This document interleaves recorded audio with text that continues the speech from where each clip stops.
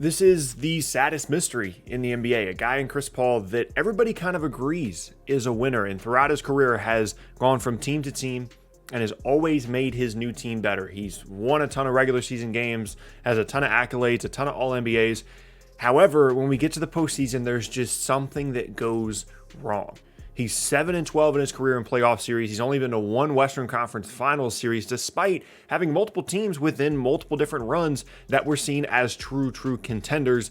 And the one consistent part about Chris Paul's postseason resume, especially over the last 7 to 8 years, is him getting hurt at the worst possible time. And so in this video, we're going to be talking about exactly why that is, what that means for his legacy, and just why in the world Chris Paul can't stay healthy in the playoffs. But quickly, before we get started, I like to remind people, I upload on this channel every day. It's the most consistent NBA content on YouTube. If that's something you're interested in, consider subscribing. Like the video as well if you enjoy it. And there's a socials link down in the description below as well if you want to hang out with me outside of these videos, Twitter, places like that. With those things said, let's talk about Chris Paul and the playoff injury stuff. So there's multiple different points in Chris Paul's career that you can look at and you can say, he had one of the best teams in the league and they just weren't as successful as they should have been in the postseason. A lot of times it comes down to him being hurt. People really overlook how good some of those Clippers teams were because of the narrative around the Clippers, that the Clippers are cursed, that the Clippers are never going to really be anything or do anything that is continued with this year's version of the Clippers. But those DeAndre Jordan, Blake Griffin, and Chris Paul era teams, there were multiple times in which they legitimately could have made the conference finals or maybe even the finals. Blake Griffin at times was a borderline MVP guy. Chris Paul was at his peak, and year after year, whether it be bad chemistry, injuries to Paul or other players, or just bad play, they weren't able to advance nearly as far in that postseason as they should have. And at times, as I said, that had to do with Chris Paul getting hurt. And that is one of the major consistencies of this guy's career. But the two biggest ones for me, we can go out and we can look at every single individual situation in which Paul got hurt and it negatively impacted his team in the postseason. But the two biggest ones for me are this year, which we'll talk about, and 2018. We go back to the 2018 season. We go into the Western Conference Finals, and it's Rockets-Warriors. It is the matchup that everybody was anticipating the entire season. You've got the KD Warriors. You've got the Rockets, who were the best regular season team. They won 65 games with Chris Paul and James Harden in the backcourt. And I made a video saying that I thought that the Rockets were the best team in the league that year. I still believe that to be the case. I know how great that KD-era Warriors team was, but the Rockets were a better team. They had better scoring, quite frankly. They were able to shoot the ball at a higher rate, and even as crazy efficient as those Warriors teams were, I thought that the Rockets were better. And at some point down the road, I'll probably make another video reiterating that case. But we go into the Western Conference Finals. The Rockets are down 2-1. They win games 4 and 5, but Chris Paul pulls his hamstring at the end of game 5. They go up 3-2 in the series, and Chris Paul doesn't see the floor again for the rest of the series. They lose game 6 by a lot. They lose game 7 by 9 points despite going 7 for 44 from 3. That's the 0 for 27 three-point game.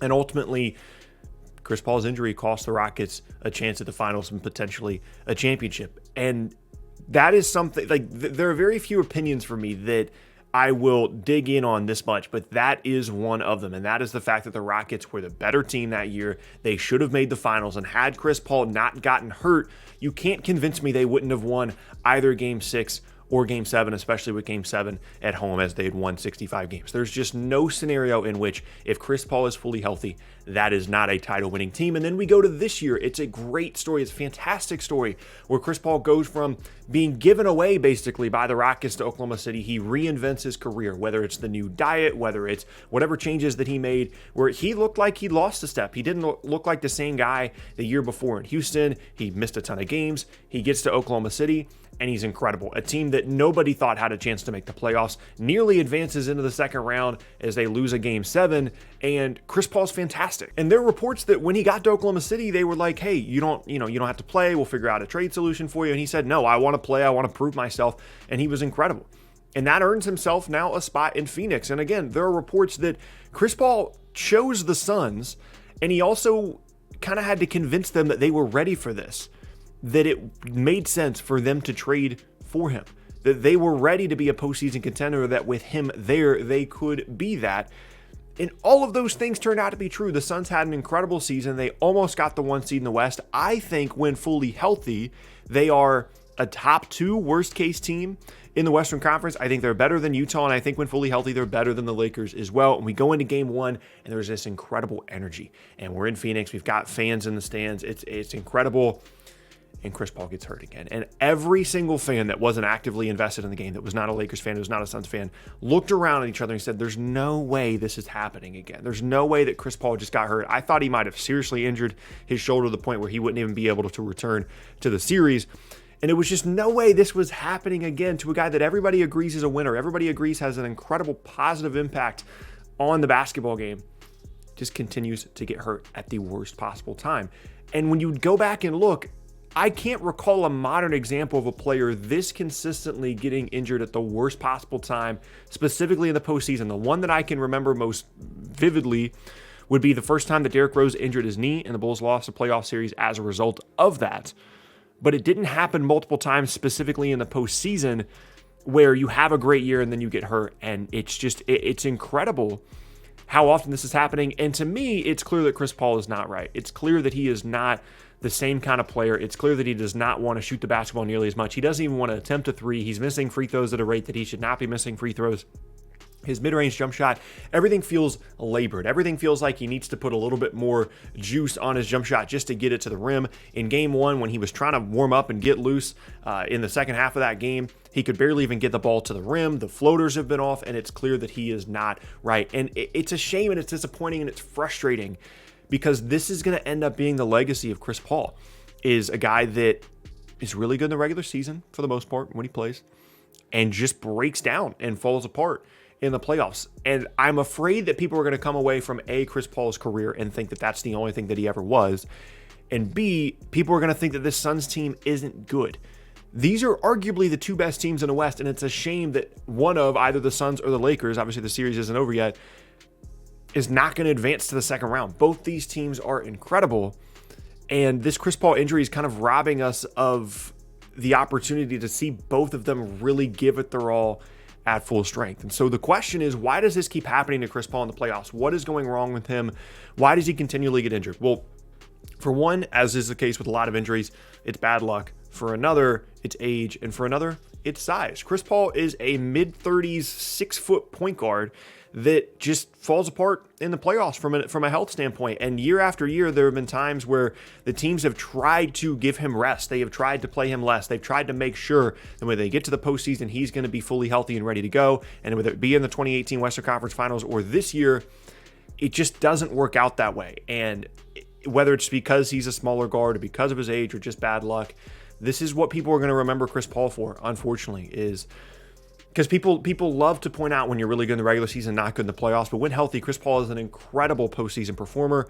It just comes down to whether or not he's healthy. And all I can say about it is that it's really, really irritating. Like, I just want to see Chris Paul have a run of success in the postseason. And we're going to look, assuming that the Suns lose in this first round series, we're going to look back at 3 or 4 different times in Chris Paul's career in which he was on teams that should have arguably made the finals, or worst case Western Conference Finals. Of course, they made it one time in 2018, and they just fell apart year after year, whether it be because of his injuries or with those Clippers teams, some other players' injuries.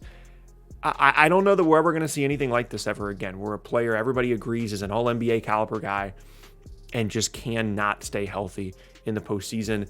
I know that it's like the postseason specifically, just look at Kemba Walker. There's years and years and years of examples of this where the postseason specifically is really tough on smaller guards, but it seemed like Chris Paul had figured that stuff out with some of the changes he's made over the last couple of years. And unfortunately, like I said, this just keeps getting taken away from us. I want to see a fully healthy Chris Paul playoff run. This Suns team is awesome. They're really, really good. And the fact that they're still competing with the Lakers on a game-by-game basis, even with like a 70% healthy Chris Paul, is really incredible, honestly. But he can't stay healthy. And ultimately, and unfortunately, that's going to be the legacy of Chris Paul at the end of all this. So let me know down in the comment section below what you guys think is going to happen the rest of the way in this series. As of the recording of this video, it's only 2-1 Lakers. This series could very easily go 7. The Suns would get game 7 at home. Maybe Chris Paul ends up getting fully healthy, but to me, he still doesn't look right. He's still losing the ball. He's still, not as aggressive offensively as you would expect. Let me know down in the comment section below what you guys think is going to happen in the rest of the series and what you think of Chris Paul's legacy. Do you judge him for being injured? Do you just kind of put it to the side as something that's just kind of bad luck, let me know down in the comment section below. With all those things said, hope you guys have an awesome rest of your day. If you enjoyed the video, be sure to check out more videos from me at the boxes on screen. Subscribe to the channel if you are new. Leave a like rating on the video as well if you enjoy them, and check me out at various socials and a Linktree link down in the description below. With those things said, like I said, hope you guys have an awesome rest of your day, and I will see you all next time.